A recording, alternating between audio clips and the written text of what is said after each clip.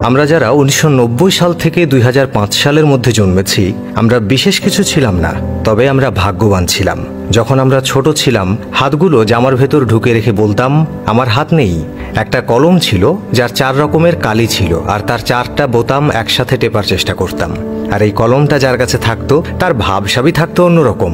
আমাদের সময়ে 1 হাত সমান কলম পাওয়া গেলেও আমরা আবার কলম কেটে কেটে অনেক ছোট কলম তৈরি করতাম, আবিষ্কার করতাম সেটা। দরজার পেছনে লুকিয়ে থাকতাম, কেউ এলে চমকে দেব বলে। সে আসতে দেরি করছে বলে আবার অধৈর্য হয়ে বেরিয়েও আসতাম। রাতে হাঁটার সময় ভাবতাম আমি যেখানে যাচ্ছি প্রেত আমার সাথে সাথে যাচ্ছে। কারেন্টের সুইচের 2 দিকে আঙুল চেপে সুইচটাকে অন অফের মাঝামাঝি অবস্থানে আনার চেষ্টা করতাম। স্কুলে যাওয়ার সময় সবাই একসাথে দৌড়াদৌড়ি করে যেতাম।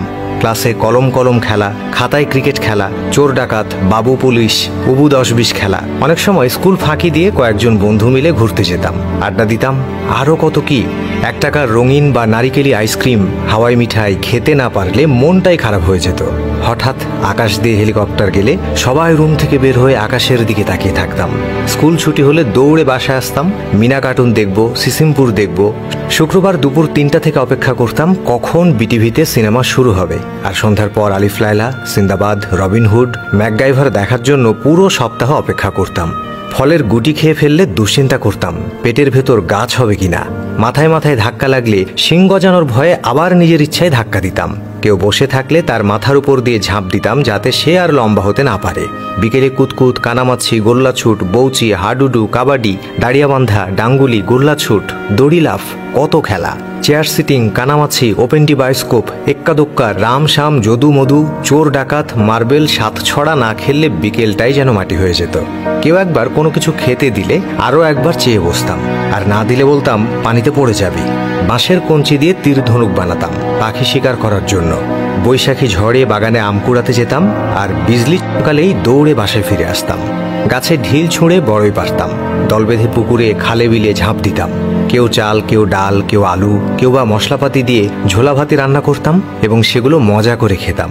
ভোরবেলায় দল বেঁধে শাপলা তুলতাম, নারিকেলের ডগা কেটে ব্যাট বানাতাম, আর সেই ব্যাট দিয়ে ক্রিকেট খেলতাম। এদিকে ফাইনাল পরীক্ষা শেষ হলে তো সকালে পড়া নেই। এত মজা লাগতো যা বলার বাইরে। নানু বাড়ি, দাদু বাড়ি যাওয়ার এটাই তো ছিল সময়। ব্যাডমিন্টন, ক্যারাম, লুডু না খেললে কি হয়। ডিসেম্বর মাস, শীতকালটা আমাদের ছোটবেলায় এমনই কালারফুল ছিল।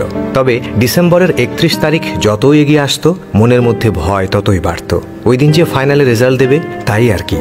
এমন হাজারো স্মৃতি জড়িয়ে আছে আমাদের ছেলেবেলার সাথে। জানি সে সময় আর ফিরে আসবে না, কিন্তু তারপরও আক্ষেপ যদি আরও একবার ফিরে যেতে পারতাম আমাদের ছোটবেলায়। আমি জানি আমাদের জেনারেশনের যারা আজকের ভিডিওটা দেখছেন নিশ্চয়ই আপনাদের মুখে হাসি ফুটে উঠেছে আর চোখে নস্টালজিয়া। অতএব আপনার মনের কথা কমেন্টে লিখতে ভুলবেন না। Thanks for watching.